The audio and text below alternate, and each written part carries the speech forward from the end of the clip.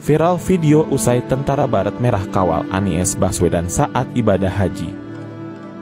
Nama bangsa Arab mendadak ramai menjadi perbincangan di media sosial Twitter. Ternyata ini karena diketahui tentara Baret Merah Arab Saudi mengawal Anies Baswedan. Kata Arab jadi topik trending di Twitter pada Senin 10 Juli 2023 malam pukul 20.00 waktu Indonesia Barat.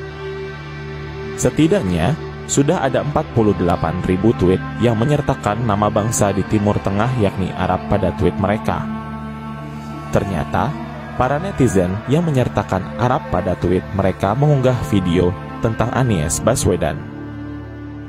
Salah satunya, video saat calon presiden itu dikawal ketat saat di sela kegiatan ibadah haji di Arab Saudi. Dalam video itu, Anies sedang dikawal ketat di Tanah Suci. Anies berjalan sambil didampingi sejumlah pengawal yang saling bergandengan mengelilingi Anies. Selain itu, ada pula foto Anies Baswedan saat berada di Museum Rasulullah dan ada foto bendera Arab Saudi dan bendera Indonesia di dalam museum. Ada pula foto-foto Anies Baswedan disambut jajaran pemerintah Arab Saudi dan mereka tampak berdiskusi.